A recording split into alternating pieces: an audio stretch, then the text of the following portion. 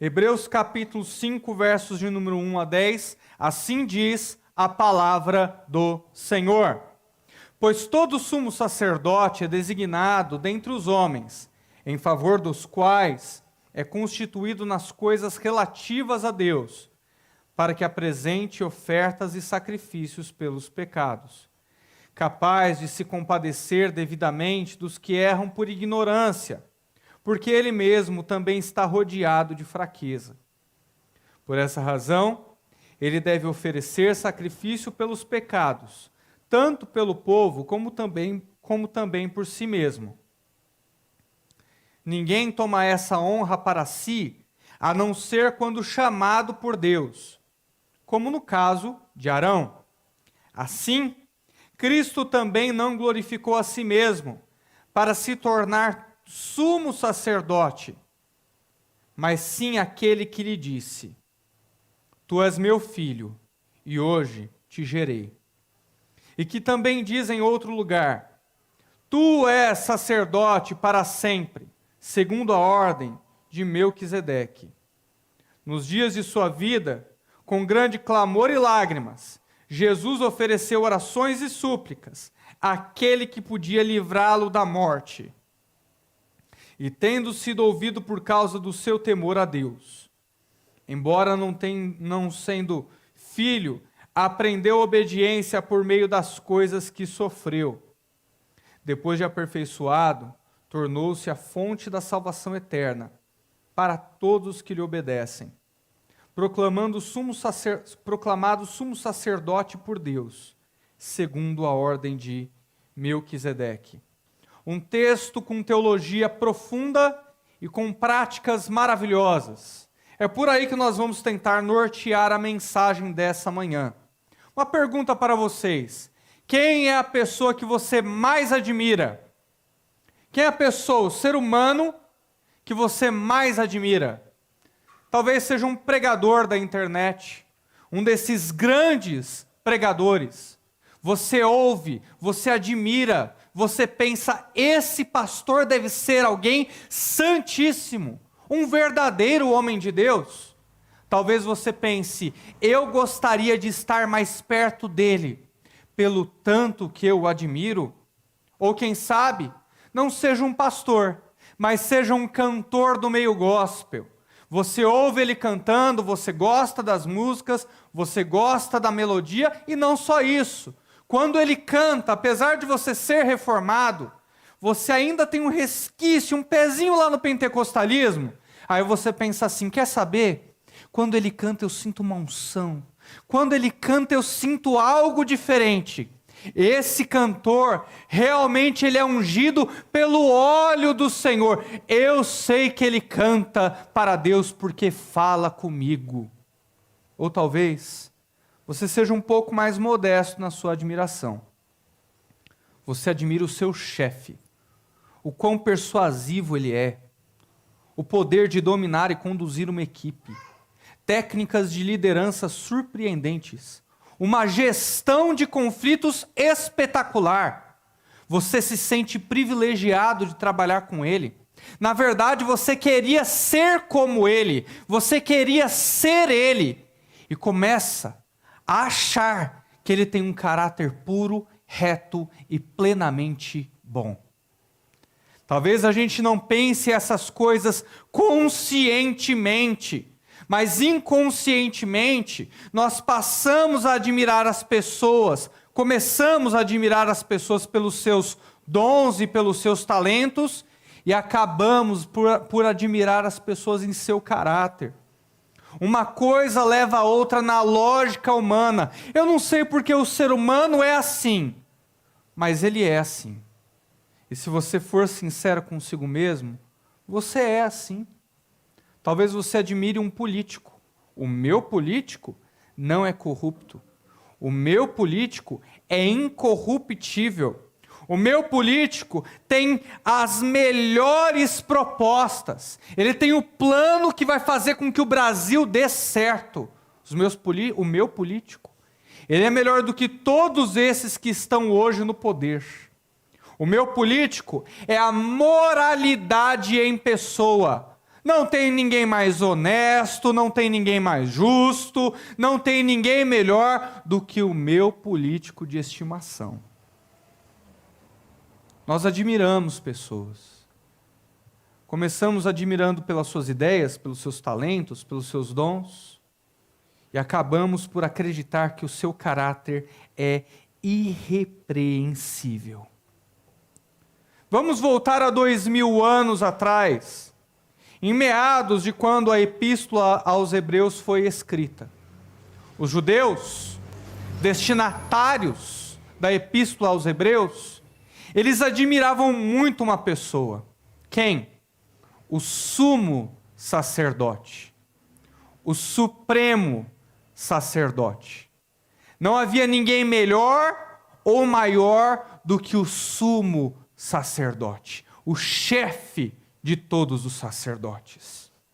O verso 1 diz: pois todo sumo sacerdote, só havia um por vez, é designado dentre os homens. Sabe o que é designado? É escolhido por Deus. Quem poderia ser sumo sacerdote? Descendentes diretos de Arão. O primogênito de cada filho, de cada neto de Arão, assumiria o sumo sacerdócio. Essa pessoa se via como privilegiada e tinha motivos para isso. Afinal, olha como continua o verso: em favor dos quais é constituído das coisas relativas a Deus. O sumo sacerdote cuida do divino. O sumo sacerdote cuida do espiritual. O sumo sacerdote cuida do transcendente. E olha que função linda que ele tem, para que apresente ofertas e sacrifícios pelos pecados. Sacerdote é da tribo de Levi, mas sumo sacerdócio, que só poderia haver um por vez, esse sumo sacerdócio tinha de ser da linhagem direta de Arão. E a ele pesava a responsabilidade de adentrar o véu que separava a arca da aliança, a presença de Deus e o restante do povo. Só o sumo sacerdote podia entrar ali, uma vez por ano, no dia do perdão, e aspergir aqueles objetos com sangue, para cobrir os pecados do povo. Tem até uma lenda, né? Que é somente lenda, que se o sumo sacerdote morresse pela presença de Deus, haveria uma corda para puxá-lo. Quem já ouviu isso? Não tem evidência bíblica nem histórica, mas as pessoas dizem que é assim. Não me pergunte o porquê. O que eu sei é que ser sumo sacerdote era algo impressionante. Detinha a atenção e a admiração de todo o povo.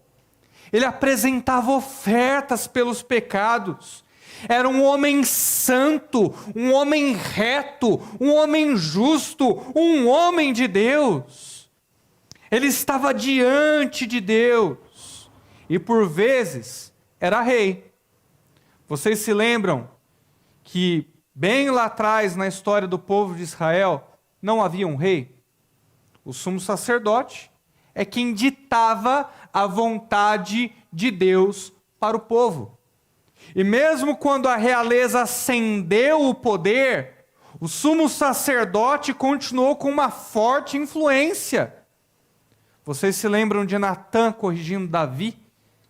Davi era rei, meu irmão. Mas Natã entra na presença de Davi, coloca o dedo na cara do homem segundo o coração de Deus e diz: tu és esse homem. E o rei cai em prantos no chão, jogando pó sobre a cabeça. Sumo sacerdote. Não havia ninguém mais admirável para o povo judeu do que o sumo sacerdote. Ele era o símbolo da beleza espiritual e estética. Um salmo foi baseado no sumo sacerdote Arão. Salmo de número 133. A bênção de Deus é encarnada na barba de Arão. Quão bom e quão suave é que os irmãos vivam em comunhão. É como o óleo que está na cabeça e escorre e desce pelas barbas de Arão. E aí depois dele citar o Monte Hermon, ele diz que a bênção de Deus desce sobre a amizade e a comunhão entre os irmãos. O salmista foi visitar a barba de Arão como representante da beleza estética, da bênção que paira sobre os irmãos em Cristo, sobre o povo de Deus. O sumo sacerdote era essa pessoa. Mas o autor de Hebreus frustra todos os seus destinatários no verso de número 2. Ao exaltar a posição do sumo sacerdote no verso de número 1, agora ele frustra a visão dos seus destinatários no verso 2. Capaz de se compadecer devidamente dos que erram por ignorância. Ignorância aqui não é desconhecimento, ignorância aqui é o conceito de Salomão, tolice, ser nécio ao viver, não saber viver, não guardar os padrões de Deus, os princípios de Deus, a lei de Deus. Sabe o que ele está dizendo no verso de número 2? Que as pessoas erram por serem tolas, por não guardarem a lei. E olha como continua.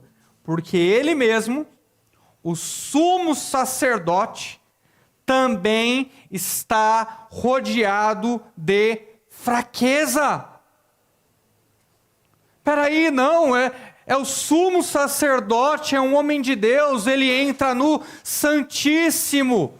O autor de Hebreus diz, ele também não sabe viver, ele também por vezes quebra a lei de Deus, ele também por vezes age como um tolo. O sumo sacerdote é o sumo sacerdote. É feito de carne e osso e é um ser humano caído, tal como o restante do povo. É isso que ele diz. E quantos de vocês não estão com expectativas irreais sobre as pessoas? Vocês depositam expectativas irreais sobre pastores. Tem inclusive uma igreja, que eu não vou citar o nome, igreja reformada, batista, boa em sua teologia, assina o 689. O pastor andava meio melancólico por algumas lutas que ele estava passando. E aí, um irmão preocupado de fora da igreja chegou para os demais irmãos e disse assim, olha, eu acho que o pastor pode estar com depressão, a gente precisa ajudar ele. Os membros falaram, não diga uma coisa dessas, pastor fulano jamais teria depressão. E ficaram bravos com aquele irmãozinho que só queria ajudar o pastor, que só queria se compadecer da fraqueza do pastor. O pastor fulano jamais teria depressão. Spurgeon teve, mas aquele pastor não poderia ter. Outros grandes homens de Deus na história tiveram, mas aquele pastor não podia ter, porque os irmãos estavam com uma expectativa irreal a respeito da sua pessoa. A respeito da sua pessoa. O meu político é incorruptível. Ele é a moralidade em pessoa. Sai notícia após notícia de escândalo, de coisa mal explicada, de família no jogo. Não, meu político é incorruptível. Políticos erram, meus irmãos. Políticos, por vezes, colocam a mão em dinheiro imundo. Só tolo não vê. Só tolo não vê. Expectativas irreais de perfeição, de sempre andar na lei, de sempre andar na linha. Cantores. Nossa, eu ouvi um cantor maravilhoso essa semana, um cantor gospel. Quando ele canta, me arrepia, fala ao meu coração. É Deus cantando através dele. Aí o abençoado, ele me posta uma foto no Instagram, aparecendo de cropped. Esse cantor gospel, que você tanto admirava. Não é culpa dele. Claro que a culpa dele é uma. Mas a expectativa foi minha. Fui eu que coloquei a expectativa, uma expectativa que ele jamais poderia alcançar. Essa semana, aconteceu com o líder de uma igreja neopentecostal. E eu estou a milhares de quilômetros de distância disso que essa igreja chama de teologia. Mas eu vou citar esse exemplo. Primeiro, porque cai bem, acabou de acontecer. E em segundo lugar, que para as pessoas que frequentam aquele local, aquele pastor é admirado. Aquele pastor detém elogios. Aquele pastor é honrado. Então eu vou usar esse exemplo. Vazou um vídeo na internet dele brigando com a esposa. Eu particularmente vi uma briga de marido e mulher, como você já teve. E ele brigou ali com a esposa dele e vazou na internet. Ele subiu no púlpito da igreja dele no domingo seguinte e ele disse: é injustificável, nós brigamos, nós estamos passando por uma crise, eu sinto muito, não queria que tivesse chegado a esse ponto, mas essa crise não me define, eu vou me tratar e dentro de alguns anos eu volto, se Deus assim permitir. Entregou a igreja dele. Eu nunca vi líder neopentecostal fazer isso.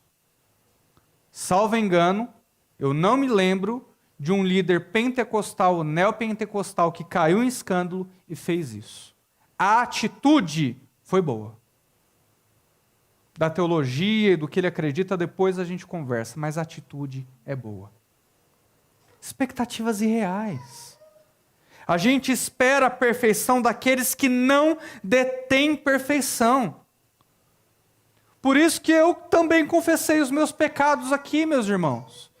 Não teve o momento em que o diácono Maurício elevou-nos a Deus em oração confessando os nossos pecados?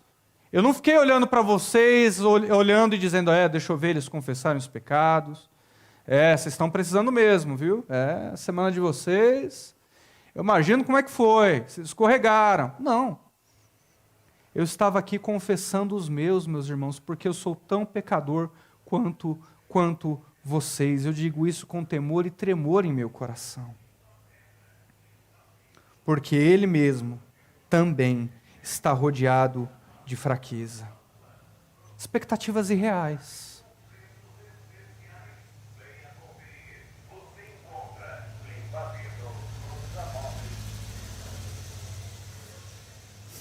Até dele eu estava com saudade. Fazia tempo que ele não passava aqui. Expectativas irreais.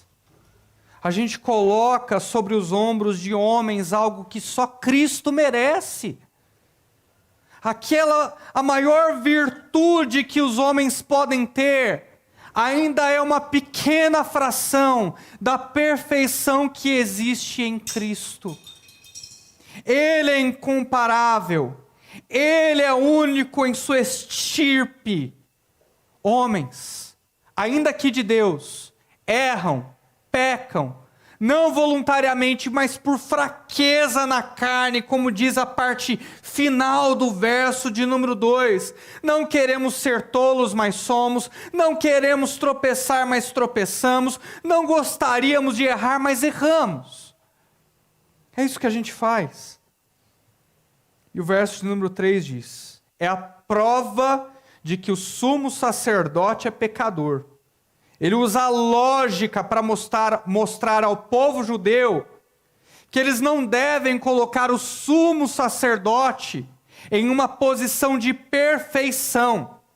O verso de número 3 diz: por essa razão, ele deve oferecer sacrifício pelos pecados, tanto pelo povo, como também por si mesmo.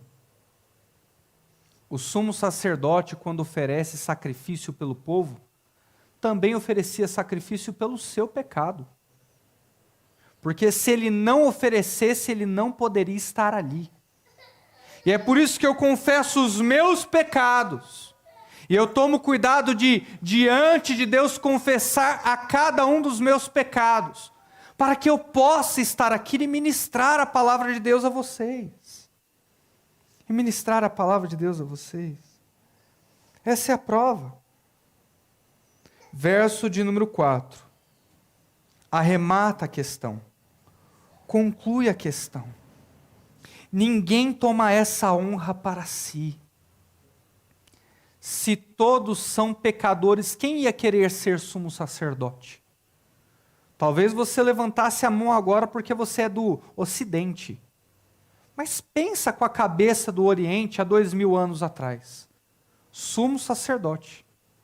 Entrar na presença de Deus, que é fogo consumidor.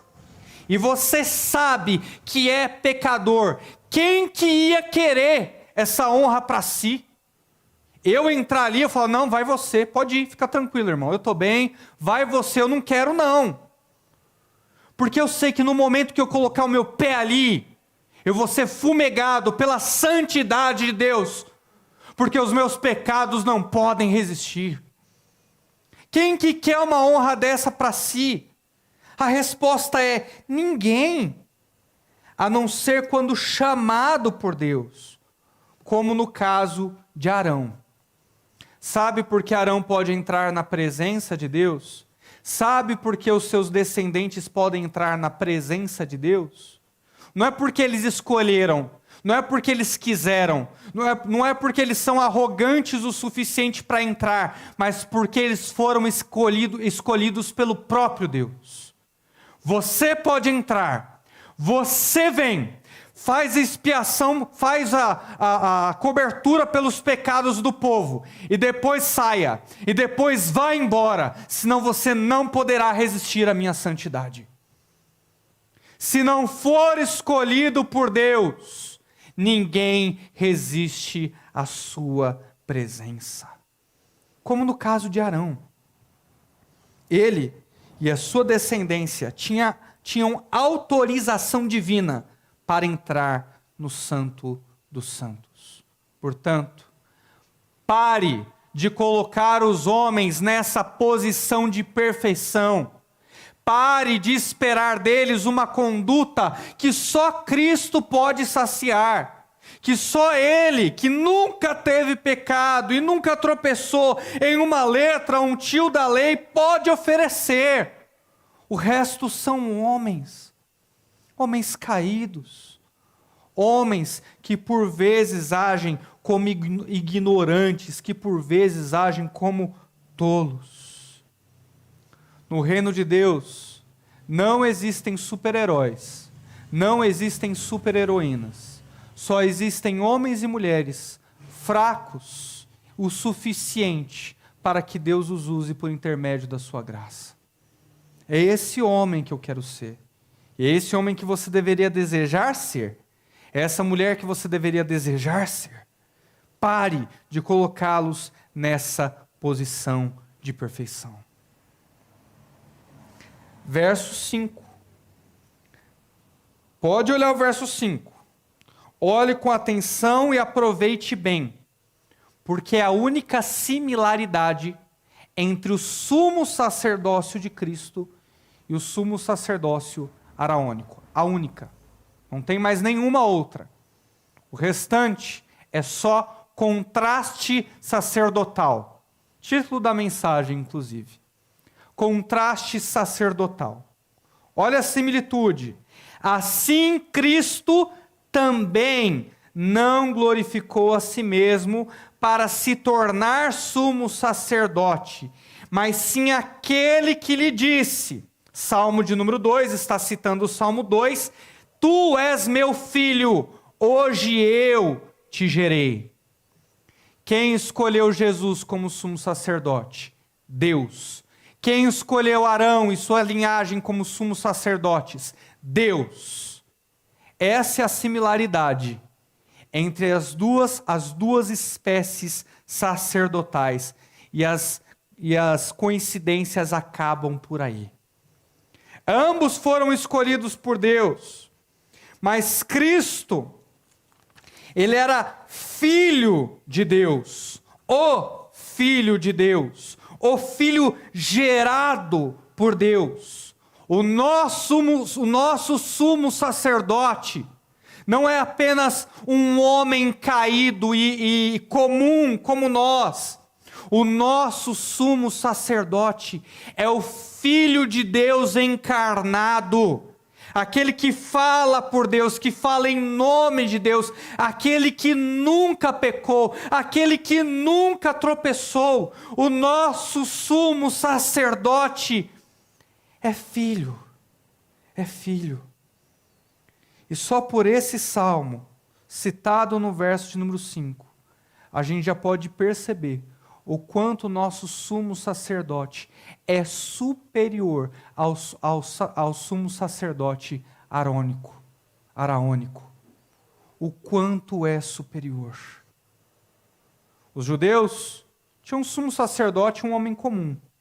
O nosso é o Filho de Deus.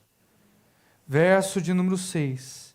E ele também diz em outro lugar: olha a classe sacerdotal a que Cristo pertence. Tu és sacerdote para sempre, segundo a ordem de Melquisedeque. É o que diz o Salmo de número 110, verso de número 4. Então, nós temos o sumo sacerdócio araônico e nós temos o sumo sacerdócio segundo a ordem de Melquisedeque, uma outra ordem. E que ordem é essa? Essa ordem é a primícia, é anterior à tribo de Levi, que era composta por sacerdotes, e é anterior à ordem de Arão, que é composto por sumos sacerdotes. É bem anterior, remete aos tempos de Abraão, o pai da fé. O Abraão, certa feita, ele saiu para guerrear contra 4 reis, e ele foi vitorioso. Quando ele estava trazendo a riqueza, os despojos de todos esses reis, ele encontra com Melquisedeque, que era rei e sacerdote, como o Henrique bem pontuou no início aqui do culto. Rei de Salém, cidade de paz.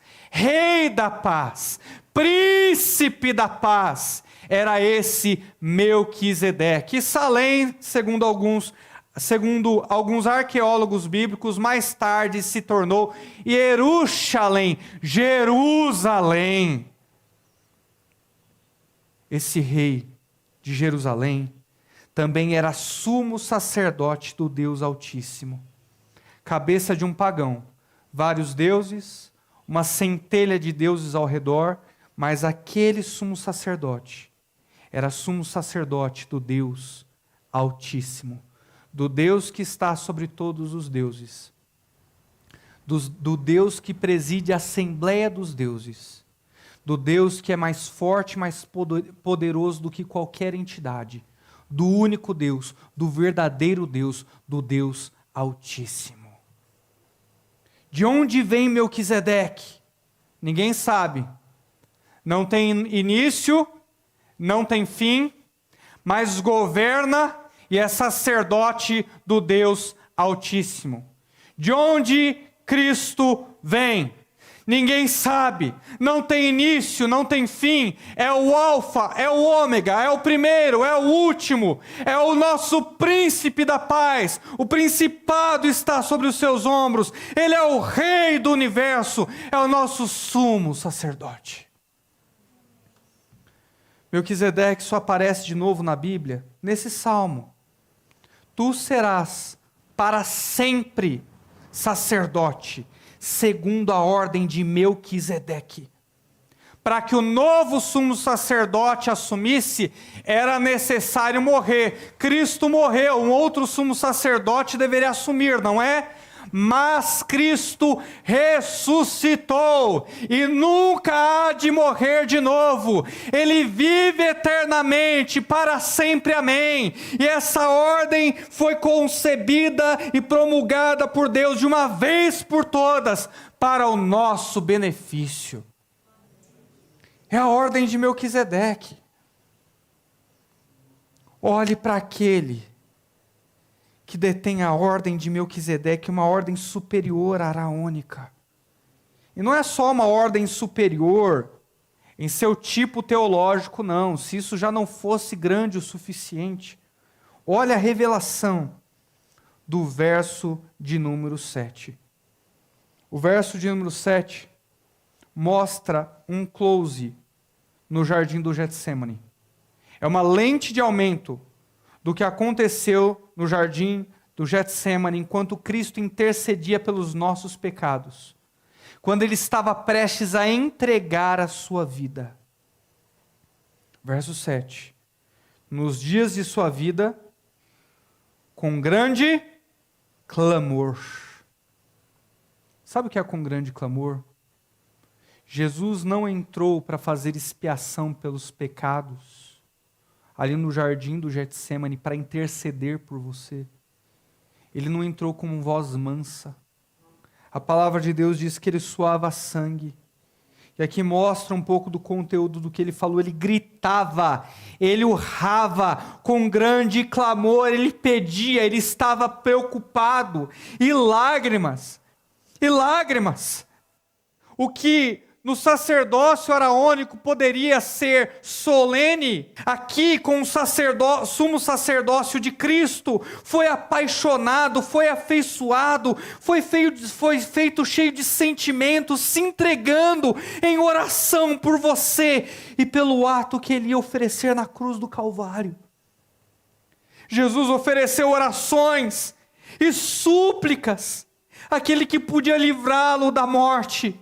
E tendo sido ouvido por causa do seu temor a Deus. Cristo temia o nome do Senhor.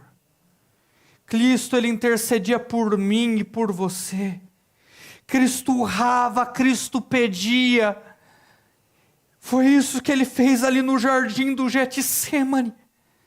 Não há sumo sacerdote mais apaixonado, não há sumo sacerdote mais entregue à função, não há sumo sacerdote que incorpore melhor a mensagem do que o nosso sumo sacerdote, segundo a ordem de Melquisedeque, Cristo Jesus, o Filho de Deus, o nosso Senhor.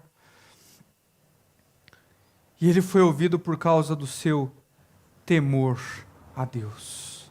De repente, Cristo no jardim do Getsêmani, ele vai acordar Pedro e os outros. Pessoal, acorda, estou intercedendo, eu estou gritando, eu estou honrando, eu estou suando sangue por vocês, pelo que eu vou fazer. Estou prestes a ser entregue em libação e vocês estão aí. Acorda, será que vocês não conseguem vigiar 1 hora comigo, não? Vocês não conseguem, vocês estão dormindo. E o sumo sacerdócio de Cristo, ele te deu o sacerdócio. Ele te deu a possibilidade de ter amizade com Deus. De poder ter um relacionamento fraterno e íntimo com a pessoa do Pai. Foi isso que Cristo te deu. A possibilidade de interceder diretamente a Ele. Sem a intermediação de homem algum, muito menos de homens falhos. Como a classe sacerdotal araônica. Que privilégio Pedro tinha, que privilégio João tinha, Tiago, poderem ser os primeiros a provar de tão bela comunhão entre Deus e os homens. O sumo sacerdócio de todo crente, Você que está aqui é crente, você é sacerdote. Você pode interceder por si mesmo. Você pode interceder pela sua família ímpia, pelos seus amigos. Você, mulher que está aqui, você é sacerdotisa. Você pode orar por si mesma. Você pode orar por aqueles que te são caros e que não conhecem a Jesus. Mas a gente fica jogando a expectativa para os outros. Pastor, Viva para Deus por mim. Pastor, pregue o evangelho por mim. Pastor, interceda diante de Deus por mim. Pastor, faça isso por mim. E Jesus, o nosso sumo sacerdote, que já pagou o preço perfeito para você ser sacerdote, para você ser subserviente ao sumo sacerdote, para que você possa orar a Deus, falar com Deus, interceder diante de Deus. Você fica aí dormindo, esperando de alguém uma posição, esperando de alguém uma posição. Pare de terceirizar uma responsabilidade que é sua. Eu quero te dizer que aqui nessa igreja, eu vou orar por você, mas você precisa orar por si mesmo. Eu quero te dizer que aqui nessa igreja eu vou pregar para você, eu vou pregar com carinho, com amor, como eu estou pregando, mas você precisa fazer o seu devocional. Eu quero te dizer que aqui nessa igreja eu vou caminhar com você, mas quem tem que dar os passos é você, quem tem que andar é você. Eu posso estar do seu lado na jornada, mas é você quem dá os passos. Eu posso te dizer que eu vou jejuar por você, outros irmãos vão jejuar por você, mas você também precisa jejuar, se esforçar e fazer algo por si mesmo, porque você é sacerdote, você é sacerdotisa, e eu tenho a intenção do meu mestre Jesus te ensinar a usar essa ferramenta linda que é o sacerdócio de todo crente. Interceda por você, busque pela sua família, peça uma palavra para Deus, pregue essa palavra e você vai ver que Ele vai te usar. Pastor, eu não sou super, não precisa, você foi escolhido por Deus. Pastor, eu não sou santíssimo, não precisa. Arão também não era, outros sacerdotes que vieram depois dele também não eram. Mas Deus escolheu você e falou, pode vir à minha presença, pode estar aqui comigo. Cristo fez por você aquilo que você não podia fazer por si mesmo, e isso foi de uma vez por todas. Será que se a gente não vigiasse mais, será que se a gente não orasse mais, a gente não iria cair nos erros que Pedro caiu? Eu respondo para você, com certeza não, com certeza não. Pedro, no final da crucificação de Jesus, no início da crucificação de Jesus, viveu como um tolo. Ele negou Jesus 1, 2, 3 vezes. Por que que ele negou Jesus? Falta de sabedoria. Foi um tolo. Não, pastor, Pedro negou Jesus porque ele é um covarde. Calma lá. Se eu fosse você, eu teria muito cuidado de chamar Pedro de covarde. Eu gostaria de te lembrar que há poucos instantes atrás, no mesmo jardim do Getsêmani, Pedro desembanhou uma espada e partiu para cima dos soldados romanos. Ele estava disposto a entregar a sua vida. Mas Pedro, ele nega Jesus 3 vezes, não porque ele era covarde, mas porque a mente dele para de funcionar. Porque Jesus vai lá, pega a orelha do soldado, coloca de volta, e Jesus se entrega. Aí Pedro fica, peraí, como assim? Já tendo sido advertido, porque Jesus disse, olha, eu serei levado, eu serei morto. E aí Pedro diz assim, olha, jamais deixaremos que isso aconteça contigo, Senhor. E Jesus diz, arreda de mim, Satanás. Tu não pensa nas coisas de Deus, mas nas coisas que são da terra. Pedro já havia sido advertido pelo mestre. Mas ele não entende. Por que é que Jesus está se entregando? Será que se você não tivesse mais oração, será que se você não tivesse mais leitura bíblica, se você não tivesse menos expectativa nos homens e mais expectativa em Cristo, será que você não deixaria de errar, de fracassar, de pecar tanto como você tem pecado? Com certeza. Com certeza. Seu problema não é que você está ouvindo homens errados. O teu problema é que você está com as expectativas erradas. O teu problema é que você mesmo não consulta as Escrituras para ver a vida que brota delas. Esse é o teu problema. O teu problema é que você espera dos outros o poder que Deus já te municiou para fazer por si mesmo. Você é sacerdote, levanta a tua cabeça. Você é sacerdotisa, levanta a tua cabeça. É a última hora, não resta mais tempo. Oremos por nós, oremos pelos que nos são caros, busquemos sabedoria bíblica. Vamos parar de colocar expectativas irreais em quem nunca nos prometeu nada. Se prometeu, está mentindo, porque é homem falho como você e eu. Para de idolatrar político, pastor, cantor, chefe, treinador, professor. Só para. E vê o poder que Deus entregou em tuas mãos. E o pior, tem muita gente que vai sair daqui hoje e não vai fazer o que eu estou falando. E tem muita gente que vai sair daqui hoje e vai fazer uma oração solene diante de Deus.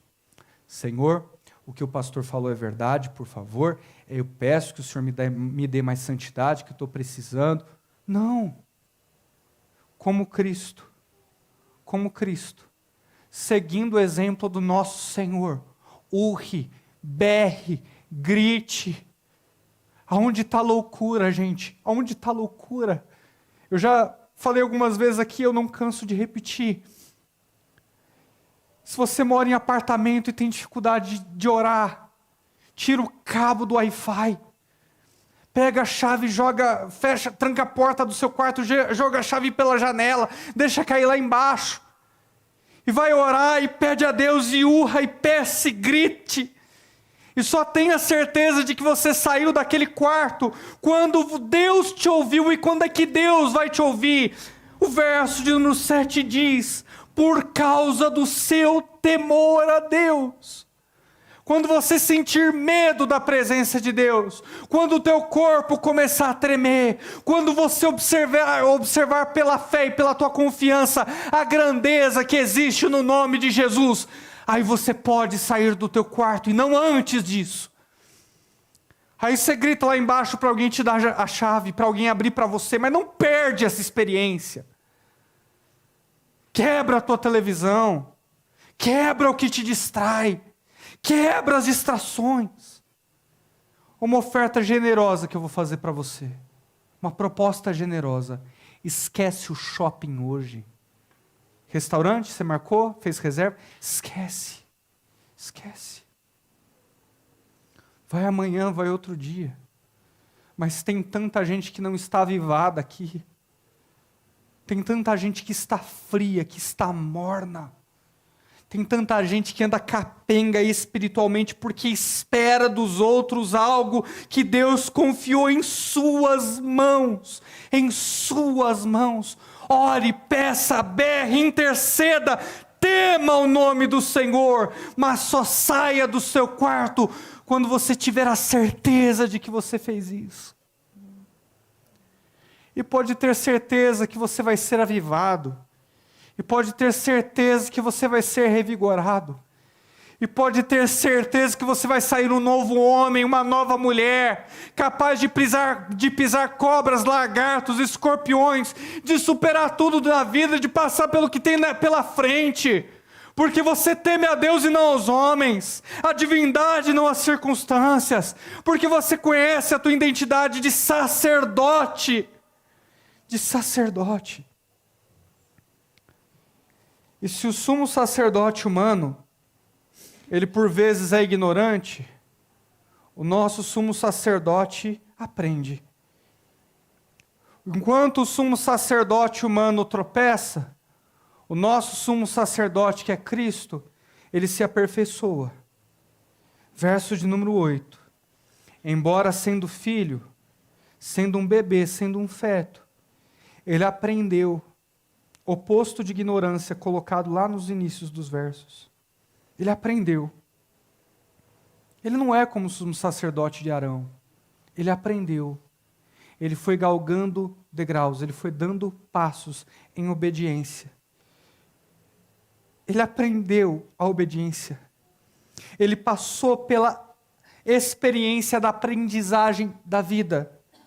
O Filho de Deus se fez carne para poder viver a vida que você não conseguia viver e te dar aquilo que você jamais mereceria receber. Filiação divina.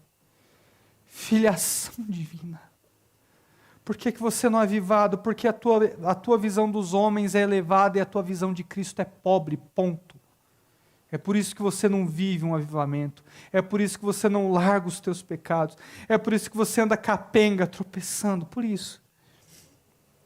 Eu não sei porque Deus gostaria de passar por uma experiência como essa. Desde a fecundação à vida adulta. Sem pecar, sem tropeçar, só aprendendo perseverantemente todos os dias. Não sei porque um Deus gostaria de passar por essa experiência, senão por amor a você, por cuidado a você, por meio das coisas que sofreu. Cristo foi para a cruz do Calvário. Ele foi xingado, torturado, humilhado, injustiçado, padeceu e morreu. Ele foi tentado em tudo. Ele foi tentado em tudo. Porque ele foi tentado no extremo, ele não foi tentado no mínimo. Essa tentação que você está vivendo aí é o mínimo. Jesus pode dizer que foi tentado em tudo porque ele passou pelo extremo. Ele podia ter pensado ali no caminho daquela cruz, não vou morrer por essa gente não. Eu sou Deus, eu estou sofrendo, eu estou padecendo por esse povo pecador. Não vou lá não, estou dando meia volta. Não. Ele aprendeu a obediência, ele passou pela experiência da obediência. Deus pode aprender, meus irmãos. Deus pode aprender não porque Ele é onisciente e sabe todas as coisas, mas porque Ele decidiu passar pela experiência humana da aprendizagem até a cruz do Calvário. O nosso sumo sacerdote não é em nada ignorante, porque em toda a sua vida, a única coisa que ele fez foi aprender e aprender. Guardou a lei, não tropeçou em nada e foi vitorioso na cruz do Calvário a se entregar por você. E depois de aperfeiçoado, e depois de ter provado que não pecou, porque não tem pecado, tornou-se a fonte de salvação eterna para todos os que lhe obedecem. Cristo se tornou a fonte, porque obedeceu. Porque obedeceu. Eu gostaria de te perguntar, você tem obedecido? Deus tem sido um bom amigo para você, isso é fato. Mas você tem sido um bom amigo para Deus? Você tem marcado presença na agenda de Deus? Você tem orado dia e noite diante de Deus? Você tem orado sem cessar? Ai, pastor, mas Deus não precisa da minha companhia. Você só está lá quando seus amigos precisam? Ou porque você tem prazer na presença dos seus amigos? Foi esse o privilégio que Cristo te deu. De ser sacerdote, de interceder por você, de interceder pela sua casa, de poder se avivar por temor a Deus, de poder ser chamado amigo de Deus. Aproveite essa experiência. Aproveite. Aproveite. Vamos jogar um pouco de equilíbrio nessa mensagem, afinal de contas, a gente também tem a possibilidade de admirar homens. Homens que dizem o seguinte: sejam meus imitadores, como eu sou de Cristo. Me imitem enquanto eu estiver obedecendo e imitando a Cristo. Quando eu não obedecê-lo, não imitem a minha conduta. É mais ou menos que, como a gente vê, Paulo está seguindo Jesus, e a gente está seguindo Paulo. Aí Jesus, de repente, ele vira numa esquina, e a gente não consegue ver Jesus, mas a gente consegue ver Paulo, e consegue ver que Paulo está seguindo a Jesus. Então a gente segue Paulo como Paulo segue a Jesus. Essa é a lógica. O que passa disso, meus irmãos, é mera idolatria. É mera idolatria. Deus usa pecadores fracos e dependentes. Deus não usa pecadores arrogantes, que se sentem o máximo e são orgulhosos. Deus exalta os humildes, mas abate os orgulhosos. É isso que Deus faz. Que tipo de pecador que Deus usa, pastor?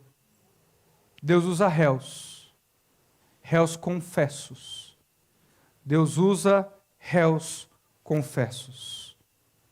Eu lembro de um pastor, meu professor, tome cuidado, mais de 65 anos. Mais do que a minha idade ele tem só de ministério. Ele contou para nós na sala de aula que não costumava acontecer. Não era um hábito, e eu acredito nele. Mas que uma vez a igreja estava indo para o acampamento, a igreja estava toda em um ônibus, e ele estava no carro com a mulher dele seguindo o ônibus da igreja. E a igreja festejando, cantando uns louvores gospel, se alegrando. E ele no carro com a esposa tiveram uma discussão que quebrou tudo, que desestabilizou. Ele falou que nunca se lembrou, em todos esses anos de matrimônio, eles estão casados até hoje, que tenha havido uma briga como aquela. Aí ele chegou no destino, ele chegou no acampamento, o povo do acampamento lá se reunindo, alegre, pastor bravo, a mulher do pastor indo no banheiro chorar. E aí o líder dos jovens disse assim, olha, pastor, ora por nós, porque nós chegamos em segurança. Aí o pastor bravo, vocês me desculpem, eu não vou orar não, porque eu acabei de brigar com a minha mulher, eu vou me resolver com ela, depois eu oro e depois eu prego. Todo mundo levou um choque, porque não esperavam aquela reação do pastor. Acompanhavam aquele pastor, afinal de contas ele está na mesma igreja há mais de 40 anos. Sabiam que não era comum. Aí o líder de jovens, tá bom, vamos orar? E eles oraram, tudo ficou bem depois, e o tempo passou. Passou 2, 3, 7, 8 anos. O pastor está no shopping, com a esposa dele. Chega um rapaz, ô pastor, você lembra de mim? De você, rapaz, eu não estou lembrado não. Esclarece a minha memória, refresca a minha memória aí, por favor. Eu sou aquele rapaz, eu fui visitante no retiro da igreja de vocês há muitos anos atrás, não sou nem daqui do Distrito Federal, mas eu vim aqui, eu fui de visitante no acampamento aquela vez, eu lembro que o senhor havia brigado com a tua esposa ali já. E pastor, eu estava naquele ônibus olhando para todos os crentes achando que era tudo hipócrita, achando que não vivia o que pregava, que eles eram melhores do que eu, porque eles viviam em santidade e eu não.